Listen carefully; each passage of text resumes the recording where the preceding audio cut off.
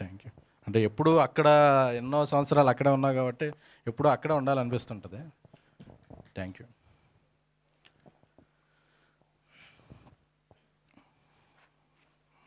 ఈ రోజుల్లో ప్రేమ కథా చిత్రం, బలెబలె మగాడవే, మహానుభావుడు, ప్రతిరోజు పండుగ ఇలాంటి ఎన్నో చిత్రాల్లో నేను ప్రొడ్యూసర్గా, కో ప్రొడ్యూసర్గా, అలాగే విజయ్ దేవరకొండ గారితో పెద్ద విజయం ట్యాక్సీ వాళ్ళ ఉన్నాను. ఉన్నప్పటికీ మనసుకి నచ్చి బాగా తృప్తినిచ్చి ఎప్పటికీ కూడా లైఫ్లో మెగాస్టార్ చిరంజీవి గారికి ఖైదీ ఎలాగో నా లైఫ్లో బేబీ అలాగనమాట.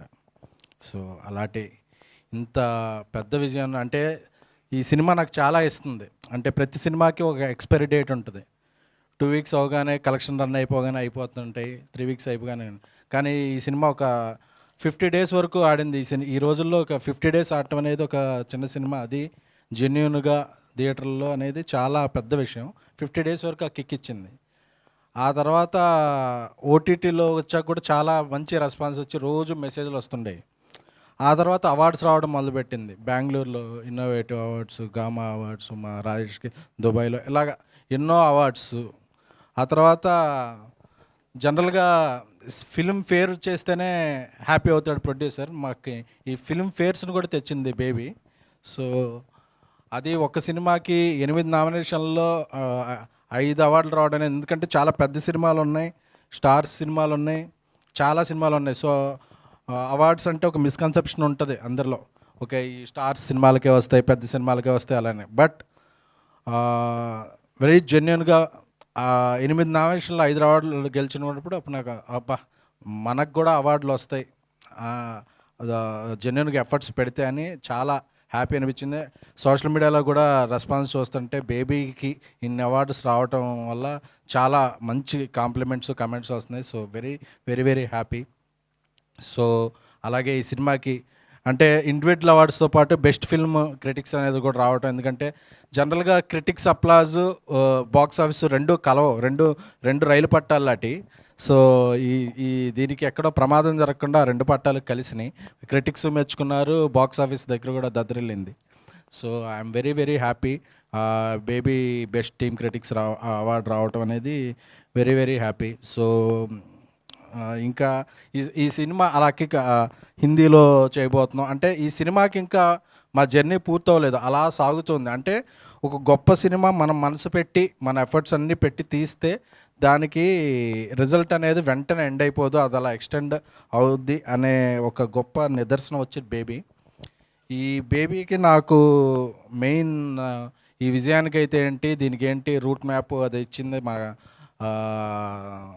కాంపాస్ అయితే మా డైరెక్టర్ సాయి రాజేష్ గారు. అంటే ఇందాక అన్నమన్నారు సభ ముందు గారు అనమని. సో లేకపోతే మా ఇద్దరి గారెలతో బూరెలతో ఉండే స్నేహమే తప్ప గారెలతో ఉండే స్నేహం కాదు. 20 ఇయర్స్ నుంచి మీ ఇద్దరం మంచి స్నేహితులం.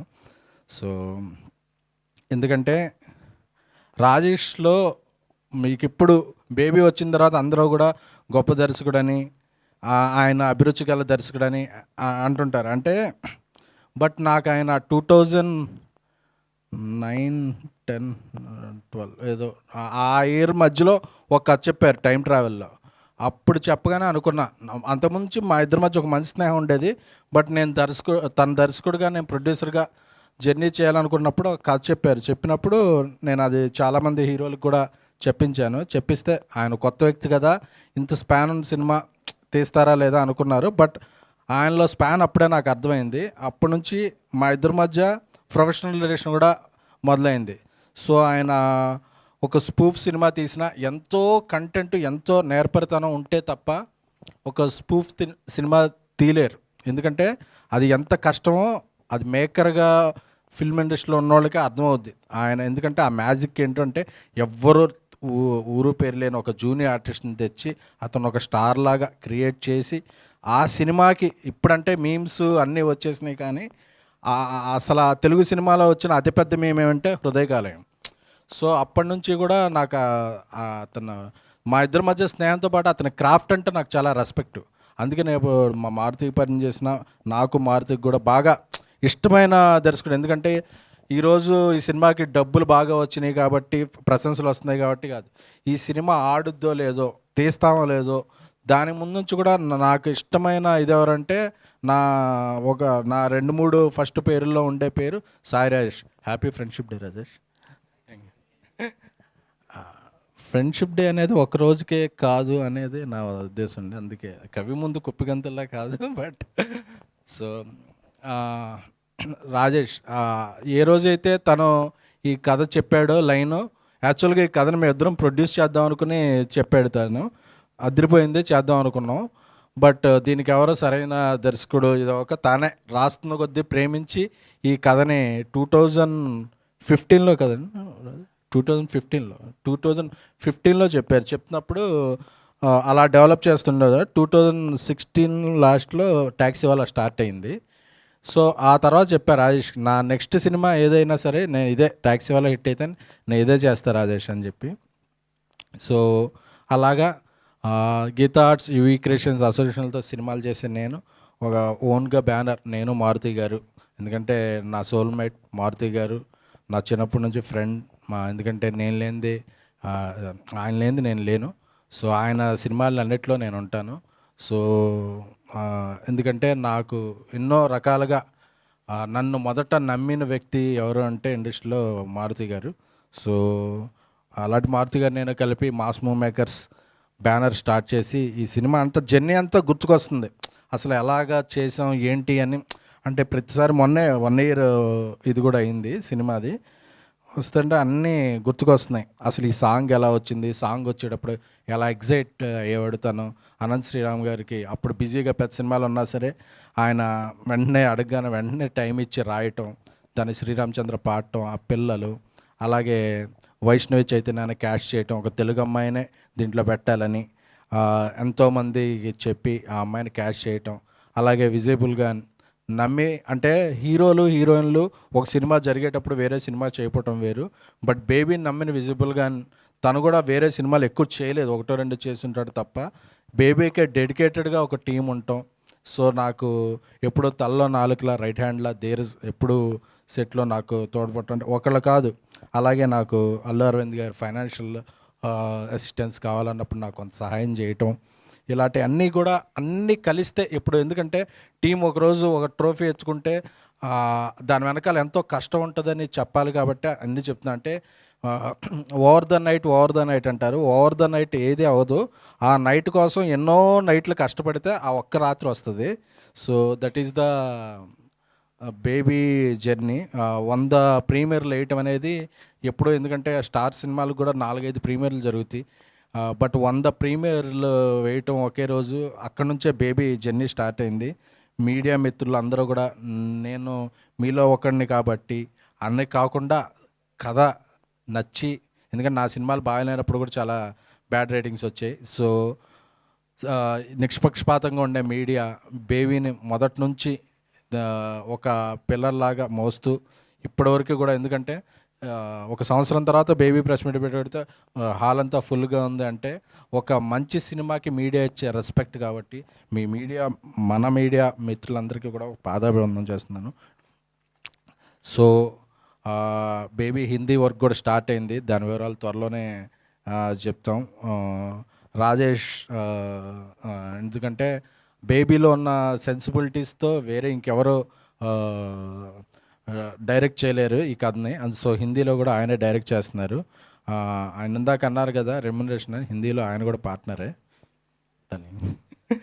సో మా ఇద్దరి కాంబినేషన్లో, మా ఇద్దరికి మేమంటే ఒకళ్ళంటే చాలా ఇష్టం.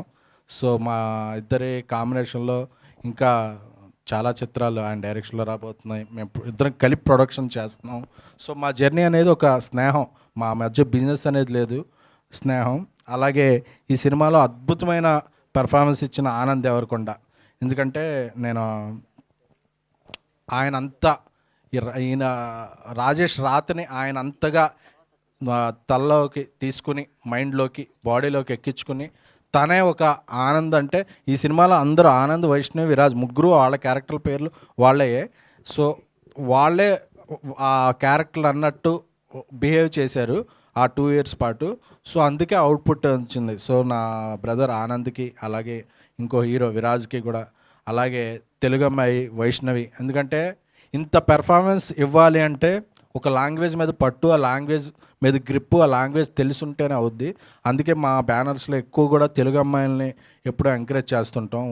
I think Vaishnavi is 5th girl introduced. ఇంకో 2 గర్ల్స్ని ఇంట్రడ్యూస్ చేస్తున్నాం తెలుగు అమ్మాయిల్ని.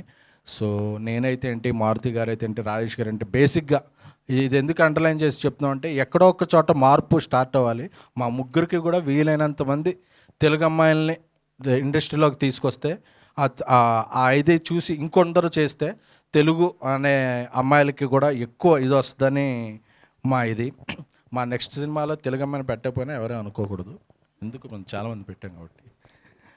అలాగా. సో శ్రీరామ్ చంద్ర గారికి మొత్తం అందరికీ పేరు పేరున, ఇంకా నా పిఆర్ టీం, ఏలూరు సీనుకి, మా సురేష్కి, జిఎస్కే మీడియా, అలా డిజిటల్ టీం, వినీత్, అందరూ కూడా ఇది మా సినిమా అనుకుని చెప్పి పనిచేశారు. సో అందుకనే ఇంత విజయం ఇదైంది. అలాగే మారుతి గారు ఎప్పుడు నాకు వెనకుండి ఈ సినిమా ఒక బడ్జెట్ ఎక్కువ అవుతున్నా, డేస్ ఎక్కువ అవుతున్నా కూడా అందరూ కూడా రకరకాలుగా అనుకునేవాళ్ళు, కానీ నన్ను మారుతి ఒకడే ఓకే కానీ అని చెప్పి ఆ ఫ్రీడమ్ ఇచ్చినందువల్లే ఈ సినిమాకి ఇంత సక్సెస్ వచ్చింది. సో నాకు జీవితంలో దొరికిన 2 గిఫ్ట్లు ఏమన్నా ఉంటే ఒకటి మారుతి, ఒకటి సాయి రాజేష్. ఇద్దరు నా స్నేహితులు అవ్వడం. ఎందుకంటే వేరే ప్రొఫెషనల్ డైరెక్టర్ అయితే వాళ్ళతో ఇలా చేయాలి అనే డిస్కషన్ ఉంటుంది. ఫ్రెండ్షిప్ వల్ల ఒకవేళ ఆర్గ్యుమెంట్ ఏదన్నా వచ్చినా నేను అర్థం చేసుకునేవాడు, నన్ను అర్థం చేసుకునేవాడు, నేను అర్థం చేసుకునేవాడిని. ఒక స్నేహితుడు డైరెక్టర్ అయితే ఉండే వెసులుబాటు ఏంటో నాకే తెలుసు. So I'm very very happy. Rajesh colour ఫోటోతో నేషనల్ అవార్డు వచ్చింది, దీంతో ఫిలింఫేర్ వచ్చింది.